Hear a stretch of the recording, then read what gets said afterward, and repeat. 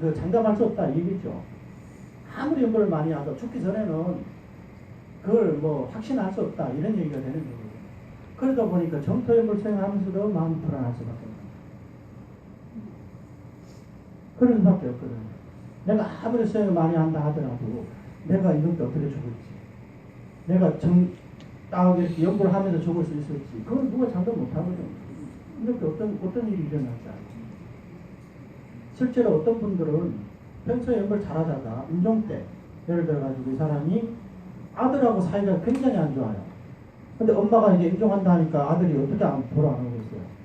그러니까 사람들이 딱 모여가지고 이제 조는까지 하고 있는데 표정도 굉장히 좋아요. 이제 바람을 이제 곧 완성하는구나 이렇게 다들 생각하고 있는데 문 열고 아들이 딱 들어오니까 이제 표정이 싹 바뀐 거예요.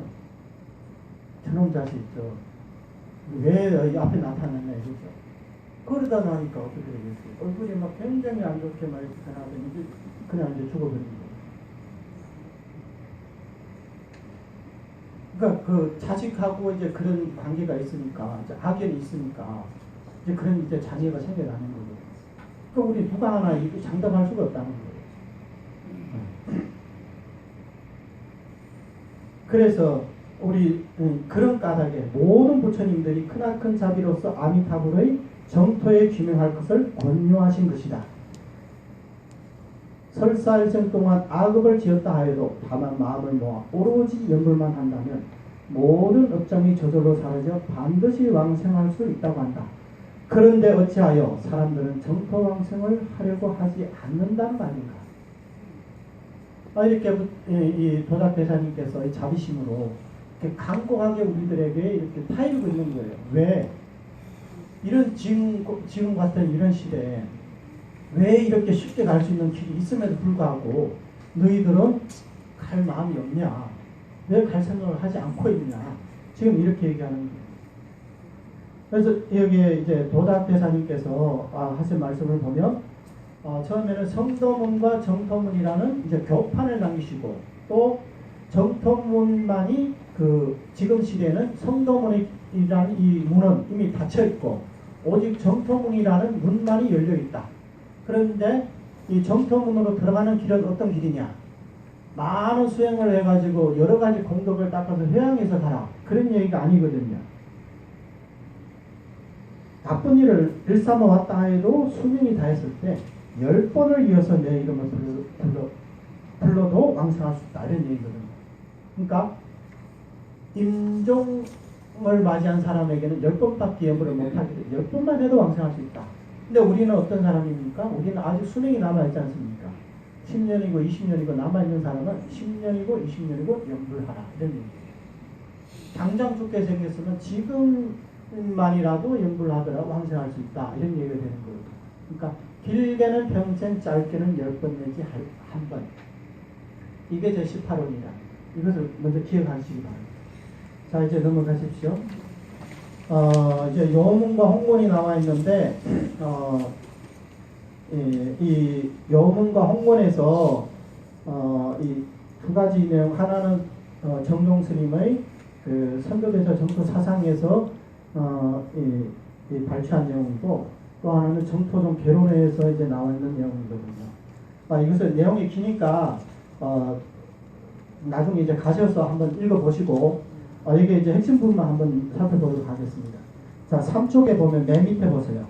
용수보살은 이 행품에서 전체 불법에 난행도와 이행도가 있다고 분별하여 판석하시면서 아미타불의 본연 칙명에 의거하여 현생에 바로 불퇴근에 들고 암에 따라 삼업삼보리를 얻는 것을 이행도라 부른다고 명확히 지적하셨는데 이것이 후대의 정토종 교판의 기초가 되었다. 이게 이제 용수보살님이 우리 정토종에 대한 이제 공헌을 얘기하는 거예요. 최초의 교판은 누가 남겼다? 용수보살입니다. 난행도와 이행도다. 전체 불교를 난행도와 이행도라고 이렇게 분류를 하십니다. 거기에 담난대사께서는 이행도가 쉬운 이유는 아미타불의 본원력에 의탁하는 것이라고 해석하시면서 우리에게 마땅히 부처님의 원력에 힘입어 서방에 왕성해야 한다고 권장하셨다. 이것은 담난대사의 공헌이다. 탐란대사님의 그 왕생론주에 대해서 지난번에 공부를 하시면서 아미타불의 본원에게 의탁하는 것이 이행도가 쉬운 이유가 아미타불의 본원에게 의탁하는 거라고 했습니다. 그러면 본원에게 의탁하는 방법이 어떤 거라고 했습니까? 친명연불이라는 연불을 하는 자체가 부처님의 본원에게 의탁하는 것이다. 그러니까 연불 자체가 우리가 연불의 공을 많이 쌓아가지고 가는 게 아니라 연불하는 자체가 부처님의 원력에 대해 올라타 있는 거라는 거예요. 그러니까 이것은 내 자신이 어떤 공덕을 쌓는 행위가 아니라 연불하는 자체가 부처님의 원력에 올라타는 방법이다. 이것을 아셔야 돼요. 그 다음에 이제 도닥대사님을 보십시다.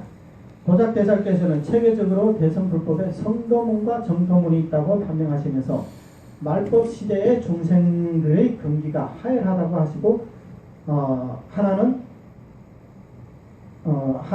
대성의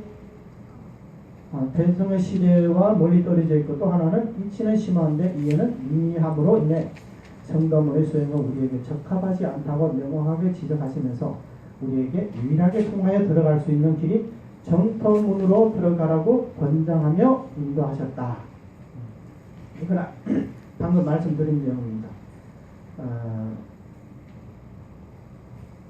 여기에서 도닥대사께서 지목한 정토문은 제선만행, 제선만행이라는 것은 육바라밀 수행, 온갖 수행, 여러 가지 수행의 공덕을 닦아서 그 공덕을 회양해서 왕생하는 것. 이게 우리 대부분 정토행자들이 알고 있는 정토 수행의 방법이거든요. 근데 여기서는 그게 아니라고 하는 겁니다.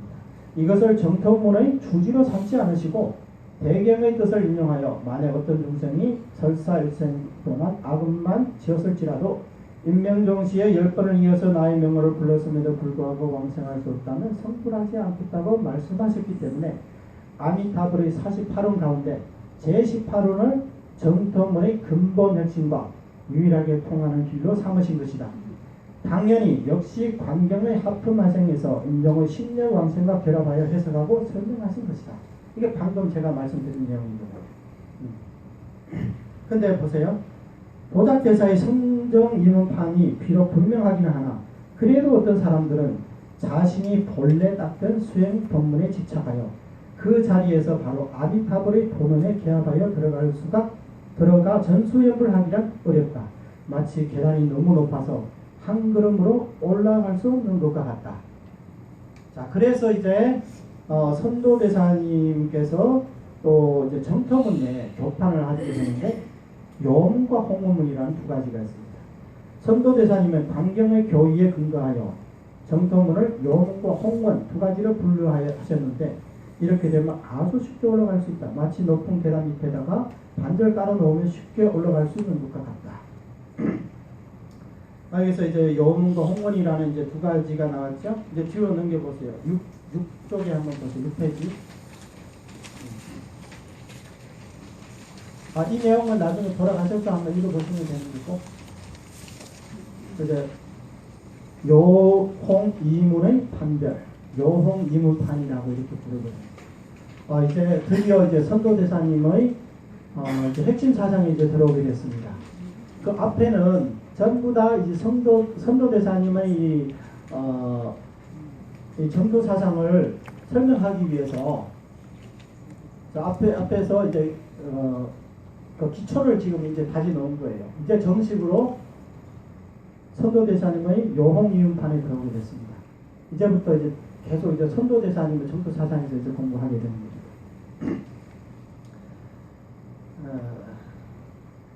자, 보십시다. 선도대사의 광경서 현의본에는 정토문 내부에 대한 세부적인 교판이 있다. 이 광경서라고 하게 되면 선도대사님께서 이제 광경에 대한 소를 지으면서 선도대사님 이전에 그리고 선도대사님 당시 시대에 광경에 대한 잘못한 이런 해석들을 그런 잘못된 부분들을 바로 잡으시면서 이렇게 지으신 논서입니다. 그래서 우리 정토종에서는 선도대사님의 이 광경소가 가장 이제 핵심이 되는 거예요. 선도대사님의 이 광경소가 우리 정토문에서 이것을 본소라고 이렇게 부르거든요. 그러니까 정토종의 교리를 집대성한 논서다 이렇게 볼 수가 있는 거예요. 그리고 또 우리 정토종에서는 이게 아주 모금다방과 같은 것이다 이렇게 볼 수도 있는 거예요. 그래서 해정소라고 이렇게 얘기를 했거든요. 그러니까 앞서 많은 이 선지식들이 관무량숭행에 대한 이 해석을 하셨지만 대부분 그 해석 내용이 위로는 이 석가모니 부처님의 이 가르침에 개합하지 않고 또 아미타 부처님의 본원에 또 부합하지도 않고 또 밑으로는 우리 말세 중생들의 근기에 개합하지 않기 때문에 아미타 부처님의 화신이라고 그러신 이 선도대사님께서 저 극락세계에서 오셔가지고 광경에 대한 이 해석을 하신 거예요. 그동안 사람들이 너무 정토 사상에 대해서 너무 오해를 하고 계시니까 부처님께서 우리 사바세계에 오셔가지고 선도대사님이라는 몸으로 오셔가지고 고금의 이 그릇됨을 바로 잡아주신 거예요. 그래서 해정고금 이렇게 말씀을 하신 거예요. 고금의 고라는 것은 선도대사님 이전에, 금이라는 건 선도대사님 그때. 근데 지금에 이르러서는 오늘날까지도 금이라고 얘기할 수가 있는 거예요. 그러니까 선도대사님 이전이든 선도대사님 시대 내지는 지금에 이르기까지 정토에 대해서 이 정토에 대한 이 해석이 선도대사님의 해석과 다르다면 그것은 이제 순수한 정토가 아니다 이렇게 말할 수가 있다는 거예요. 물론 이제 또 이제 사람들이 여기에 대해서 또 이제 반론을 제기할 수도 있지만 일단은 이제 선도대사님의 이런 순수 정토에 입각해서 이렇게 본다면 이렇게 말할 수밖에 없거든요. 왜냐하면 선도대사님의 이런 해석들은 오로지 순수하게 정토 삼부경에 의거해서 아미타 부처님의 48대운에 의거해서 정토를 해석했기 때문에 다른 종파의 그런 교리들이 전혀 들어가 있지가 않습니다. 그래서 완전히 아미타 부처님께서 중생들을 구제하려는 그런 본원에 입각해가지고 해석을 했기 때문에 순수하다 이렇게 얘기를 하는 거예요. 근데 이제 다른 스님들은 물론 이제 입장이 다르시겠지만 이제 정토 수행 자체가 그만큼 이행도기 때문에 쉽다는 거 쉽지 않습니까? 근데 다른 종파들은 정토 수행을 제외한 나머지 수행들은 이제 실천 면에서 굉장히 어려운 점이 있거든요. 참선만 보더라도 그렇지 않습니까? 뭐 요즘에 뭐 선을 하시는 분들이 참선밖에 없다 이렇게 말씀을 하시지만 근데 보면 수십 년째 깨달으신 분이 한 번도 안 나오고 있거든요. 근데 그걸 가지고 이것밖에 없다 하면 뭐 어쩌라는 겁니까? 뭐 그런 말씀 하신 분들이 깨달으신 분들이면 이해를 하겠는데 본인조차도 못 깨달아 놓고 그러면 이런 전문적인 수행자도 안 되는 거 일반인들 보고 어떻게 하라는 거예요? 그럼 우리는 아예 길이 없는 거지 않습니까? 근데 다행히 도닥 스님께서 뭐라고 했습니까? 이 길은 통한다고 그랬거든요. 그 길이 뭡니까? 정토문이라는 길이라는 거예요. 근데 나무아미타불이라는 이 수행은 누구나 할 수가 있지 않습니까? 다른 수행을 하시는 분들이 자력으로 윤회에서 벗어나기는 굉장히 어렵다는 걸 아셨기 때문에 중국 당나라 송나라 이후에는 전체적인 이 불교 수행 추세가 정토문 쪽으로 이제 기울게 되거든요. 왜냐면 금생에 내가 직원 수행을 하든지 뭐 참선 수행을 하든지 간에 내가 이제 윤회에서 못 벗어나는 이상 자력으로 그 공덕을 회영해서 극락세계 왕생한다. 일단 극락왕생하면 불퇴전을 하거든요. 그리고 극락세계는 무량광무량수기 때문에 극에서 수행을 하면 빠른 시일 내에 나도 성불할 수가 있다는 거예요. 그렇지 않으면 어떻게 되겠어요? 다음 생에 또 윤회를 하고 하면 금생에 내가 깨달은 사람의 신분이지만 한번 윤회를 하면 다음 생에 또 깨달을 수 있다는 그런 보장이 없다는 거예요. 그러니까 세세생에 윤회하다 나면 나중에는 이제 깨달으면서 지금 유형으로도 갈 수가 있다는 거거든요. 한번 깨닫기는 얼마나 어렵습니까? 그렇게 깨닫고 나니까 나중에 또 미혹으로 간다는 이게 얼마나 안타까운 일이에요. 그러니까 이러지 말고 우리가 정토를 회양해서 정토에 일단 왕생하자. 그 다음에 불패전을 이룰 수가 있으니까. 더 이상 패전을 하지 않으니까. 그것을 수행해서 성불을 할 수가 있다. 이런 판단 하에 전체적인 추세가 이제 정토문 쪽으로 기울었다는 거예요. 근데 만약에 참선을 하는 사람들이 어떡하겠어요? 당연히 선의 결의로서 이제 해석을 하는 거죠. 유심정토, 뭐 자성미타, 뭐 이런 식으로 해서. 그리고 또 이제 천체 이제 지관 수행하던 사람들은 또 지관 수행을 얘기하고, 화엄의 법계관을 닦은 사람들도 또 그 수행을 얘기하는 거고, 유식도 마찬가지, 유식관을 하는 사람들은 또 유식으로서 또 해양을 하는 거고, 중관도 마찬가지. 다 이렇게 할 수밖에 없거든요. 본인이 그 종파에 그 수행을 하는 사람이니까. 그런 사람들 보고 하지 말고 오로지 남한탄만 부르라고 하면 사람들 받아들이기 어렵거든요. 그러니까 그런 결의로서 해석하다 보니까 남한탄을 부르라는 것은 무량수경의 18에서 분명히 말씀하신 거기 때문에 거기에 대해 가지고 그 사람들도 의의는 없거든요. 근데 이것만 해서 왕생하냐? 그렇지 않다는 거예요. 우리가 지금 닦던 이력 공도 해양만 하도 왕생할 수 있다. 이렇게 얘기를 하는 거거든요. 그러다 보니까 이제 다양한 이제 정토 사상이 나오게 되는 거겠죠. 근데 선도대사님은 그렇지 않거든요. 처음부터 끝까지 오로지 정토 수행만 하신 분이거든요. 그래서 이분이 이제 정토에 대한 해석은 오로지 정토 삼부경에 해석에 입각해서 해석을 하신 영이기 때문에 그만큼 순수하다 이렇게 얘기하시거든요. 자, 여기에 대한 이제 교판이 있는데 그 교판 내용이 어떠냐 한번 보십시다. 일단은 앞에서 이제 성정이면 불교 전체에는 성도문과 정토문이 있다고 말씀드렸죠. 그러면 이제 정토문에 들어와서는 또 어떤 것이냐? 선도대사님은 이제 정토문에 들어와서도 두 가지 문이 있다고 이렇게 해석을 하십니다. 자, 어떤 거냐? 사바화주, 석가모니 부처님을 얘기하는 겁니다. 사바화주께서 위제의 부인의 청으로 인해 널리 정토의 요문을 열어주셨고, 안락 능님께서는 특별한 뜻이 있는 홍문을 드러내셨다. 그 요문이란 곧 이 광경을 설한 정산 이문이니, 정이란 생각을 쉬고 마음을 집중하는 것이고, 산이란 악을 버리고 선을 닦는 것으로서 이 도행을 회양하여 왕생을 구하는 것이다. 이게 이제 요문이라는 거예요. 요문. 이 관무량수경을 읽어보신 분 한번 손 한번 들어보십시오. 관무량수경. 뭐 몇 분 안 되네요. 그렇죠? 관무량수경 인터넷을 할 수 있는 분들은 한번 왕사성의 비극이라는 그 키워드를 딱 치면 나오거든요.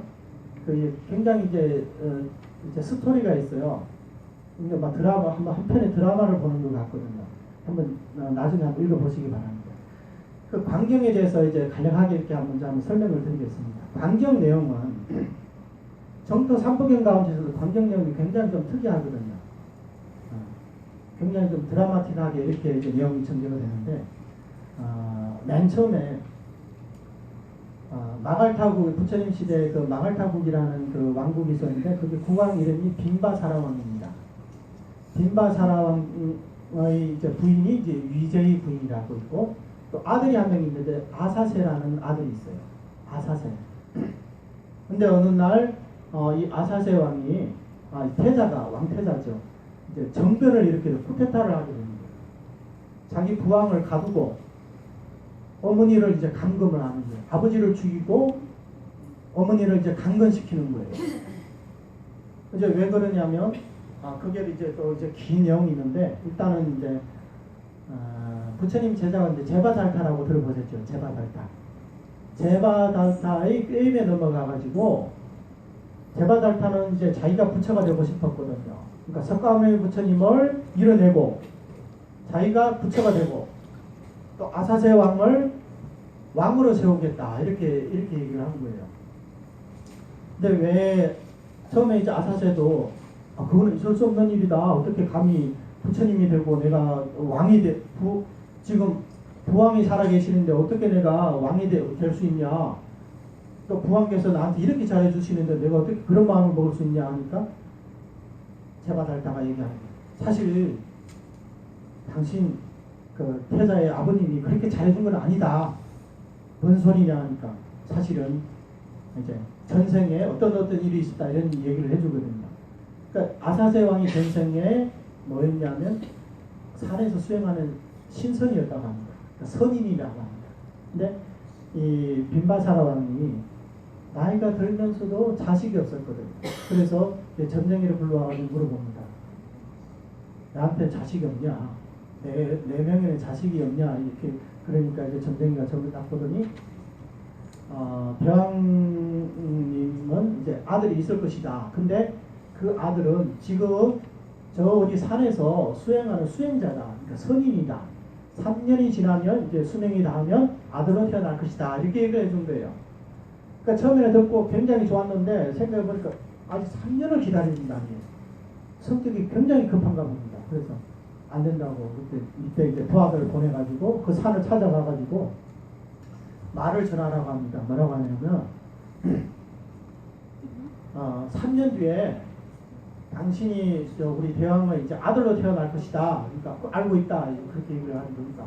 근데 3년이라는 시간이 아직 너무 오래 남았으니까 지금 당장 와줬으면 한다. 이제 그러는 거예요. 그러니까 그 말은 무슨 말이에요?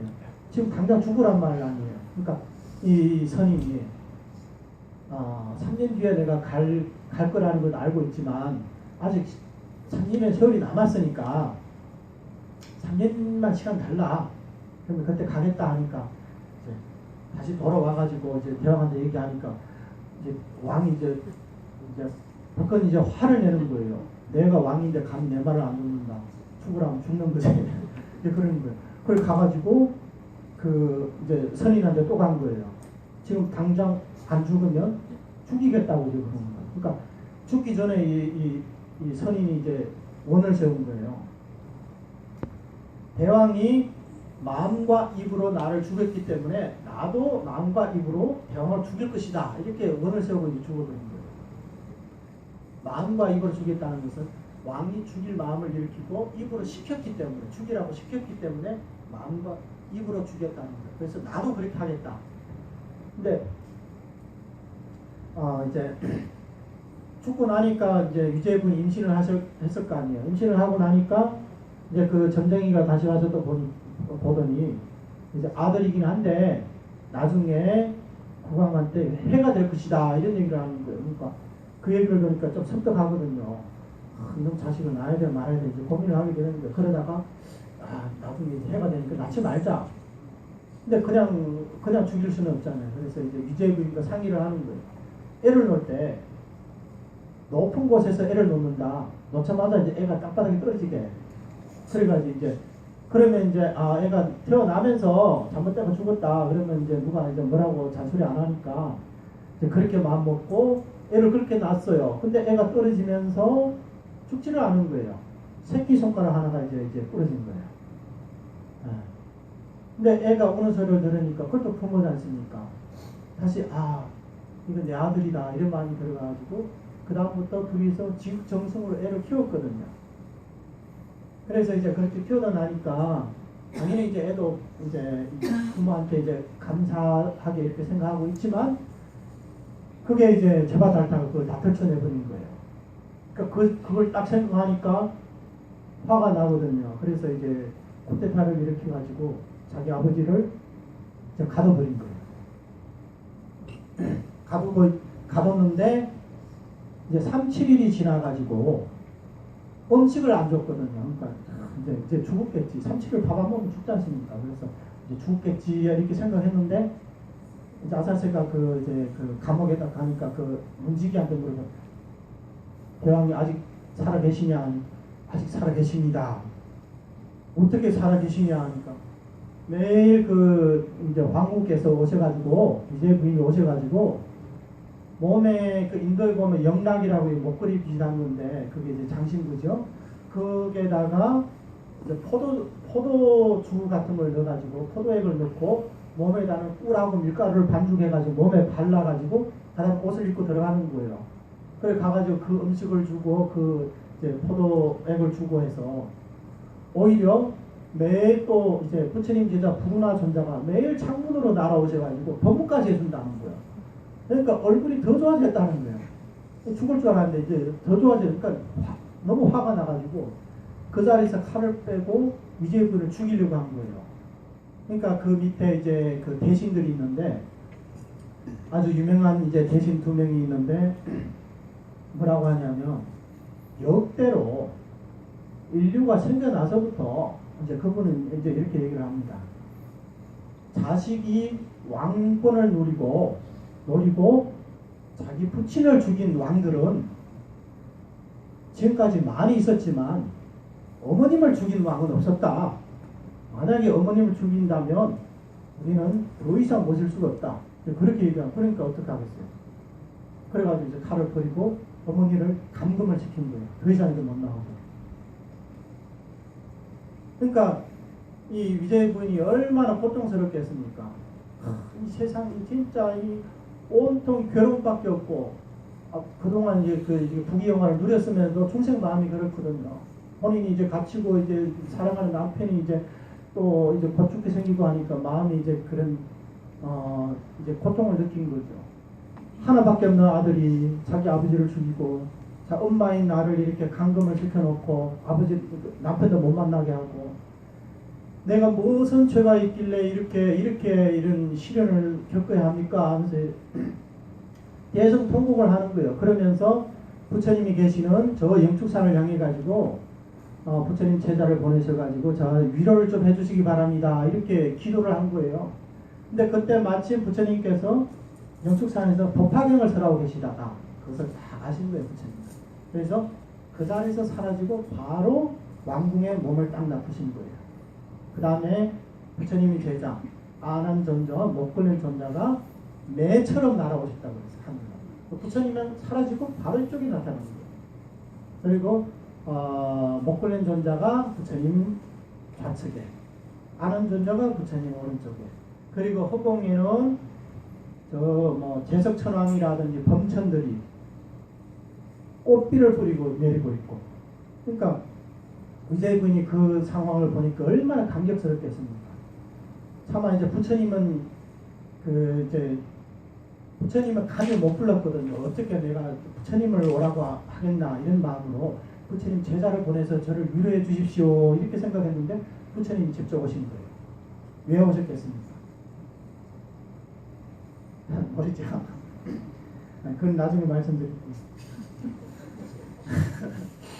그래서 이렇게 오니까 위제부인이 이렇게 물어봅니다. 부처님은 무슨 인연으로 제바잘타와 같은 제자를 형제를 두고 제자를 두셨으며 나는 무슨 죄가 있어가지고 아사세와 같은 이 자식을 두었으니까 이 사바세계는 온통 괴로움만 있어서 저는 이 세상에 한시라도 있기 싫습니다. 어디 안락하고 편안한 곳이 있으면 부처님께서 저를 위해서 설해 주십시오. 그래서 제가 어떻게 사유하고 부처님께 저를 위해 설해 주십시오 이렇게 얘기하니까 부처님께서 고개를 끄덕이면서 시방세계 정토를 쫙 보여주신 거예요.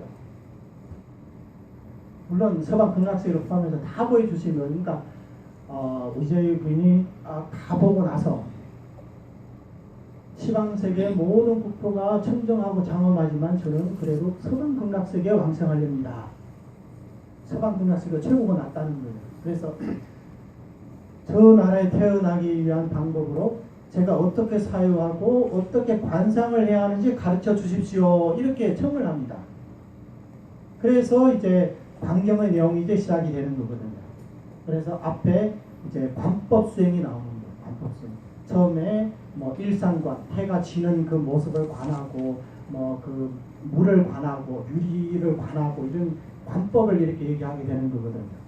그러니까 그렇게 시작되는 거예요. 그래서 지금 이 내용이 나오는 거예요. 사바 화주께서 석가모니 부처님께서 위제의 부인의 청으로 인해 널리 정토의 요문을 열어주셨고 안락능이 안락세계, 극락세계 아주 능력 있는 사람이라 아미타 부처님이죠. 특별한 뜻이 있는 홍문을 드러내셨다. 여기서 정토의 요문 그리고 특별한 뜻이 있는 홍원 두 가지가 나와 있지 않습니까? 이게 요홍이문입니다. 그러면 요문은 어떤 것이냐? 그 요문이란 곧 이 광경에서 설한 정산 이문이니 정이란 생각을 쉬고 마음을 집중시키는 것이고 산이란 악을 버리고 선을 닦는 것으로서 이 도행을 행하여 왕성을 구하는 것이다. 이렇게 말. 요문이란 자 어떤 겁니까? 정이라는 것은 생각을 쉬고 마음을 집중하는 것. 삼매수행을 얘기하는 거예요. 삼매수행. 그러니까 어떤 관법을 닦아가지고 그 모습이 항상 눈앞에 나타나지 않는 이런 수행. 그러니까 그러니까 마음속에 번뇌가 일어나지 않고 오로지 한 가지 경계만 나타나는 이런 수행을 관법 수행이라고, 관이라고, 정이라고 그러거든요. 선정을 닦는 이런 수행. 염불을 해가지고 일심불란이 돼야 된다. 그러니까 염불 외에 전혀 잡생각이 들어오지 않는다. 번뇌가 일어나지 않는다. 이것도 하나의 선정 수행이거든요. 이런 뜻이 있다는 것. 그리고 이제 이것은 정이고 또 하나는 산이라는 것은 뭐냐면 산란한 마음으로 우리가 이제 집중된 마음이 안 되지만 산란한 마음으로 악을 버리고 선을 닦는 것. 이런 수행이 이것은 이제 산선수행이라는. 그래서 이 선정 그리고 선정에서 닦는 수행 그리고 산란한 마음으로 닦는 수행 이 두 가지 수행의 공덕을 극락으로 회양하는 것. 이게 바로 요문이다. 이렇게 얘기를 합니다. 그럼 홍문이라는 것은 어떤 거냐? 무량수경에서 말씀하셨듯이 모든 선악본부가 왕성할 수 있는 것은 전부 아미타불의 대원 업력에 오르는 것을 정상견으로 삼지 않은 이가 없기 때문이다. 이게 이제 홍문이거든요. 그래서 이렇게 보면 사실은 이 요문과 홍문문이 엄연하게 이렇게 차이가 있거든요. 근데 선도대사님을 제외하고는 정토에 대한 해석을 하신 모든 스님들께서 물론 광경을 해석하신 스님들을 포함해가지고 광경하면 관법을 닦는 수행이다. 그것을 설한경이다. 이렇게만 얘기하지 그 가운데 이 홍문문이 있다는 것은 누구도 언급을 하지를 못했어요. 그러니까 다른 조사 스님들은 오직 광경은 관법을 닦는 수행을 설한경이다. 이렇게만 결론을 내렸지 겉으로 이렇게 선도대사님처럼 겉으로는 관법을 닦는 수행이지만 그 이면에는 아미타불의 홍문이 작용하고 있다. 그것을 읽어내지 못한 거예요. 그래서 여기서 홍문이란 모든 선악본복을 왕성할 수 있는 것은 전부 아미타불의 대원 능력에 오르는 것을 정상적으로 삼지 않은 이가 없기 때문이다. 그러니까 모두 왕성할 수 있는 사람은 전부 아미타불의 대원 능력에 의해서 왕성했다. 이런 얘기가 되거든요. 그러면 대원 음력이란 어떤 것이냐? 세 가지로 나눠서 얘기하시죠. 대원, 대업, 대력. 대원이라는 것은 뭘까요? 바로 5급 동안에 법장비구가 사유하신 48대원. 이게 대원이거든요. 그리고 대업은 뭘까요? 5급 동안 사유하고 나서 조제 영급이라는 세월 동안 수행을 하셨지 않습니까? 그게